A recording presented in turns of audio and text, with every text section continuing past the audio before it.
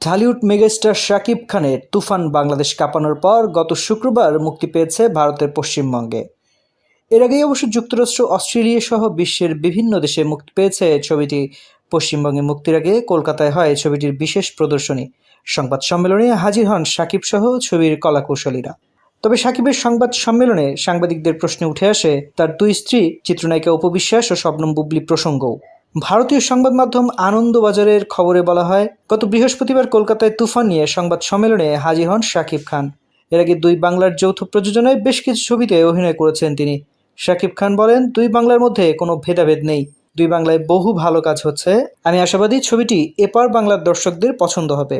সাম্প্রতিক অতীতে বাংলাদেশি কোনো ছবি পশ্চিমবঙ্গে তেমন ব্যবসা করতে পারেনি, সেখানে তুফান নিয়ে কতটা আশাবাদী ঢালিউড মেগাস্টার?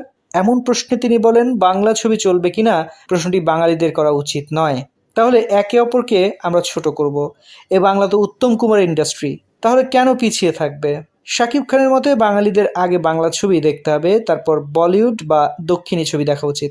তিনি বলেন, ভালো ছবি দেখে বলতেই হবে জয় বাংলার জয়, অন্যথায় নিজেরাই একে অপরের চোখে ছোট হয়ে যাব। শাকিবের সঙ্গে তার সাবেক দুই স্ত্রী অপু বিশ্বাস ও বুবলির সম্পর্ক নিয়ে বিভিন্ন সময় বিতর্ক তৈরি হয়েছে। অপু বিশ্বাস কি তুফান দেখেছেন? এমন প্রশ্নের উত্তরে শাকিব কারো নাম না নিয়ে বলেন, কারা এখনো ছবিটি দেখেছেন আমি জানি না। পরে শাকিবকে অপু বুবলির বিতর্কেও প্রশ্ন করা হয়, তবে কৌশলে তিনি এ প্রশ্ন এড়িয়ে যান। উল্লেখ্য, শাকিব খানের বিপরীতে তুফান সিনেমায় অভিনয় করেছেন টলিউডের মিমি চক্রবর্তী ও ঢালিউডের মাসুমা রহমান নাবিলা। রায়হান রাফি পরিচালিত ছবিটি প্রযোজনা করেছেন আলফাই। ইন্টারন্যাশনাল পরিবেশক হিসেবে আছে টলিউডের নামী প্রযোজনা পরিবেশনা সংস্থা SBF।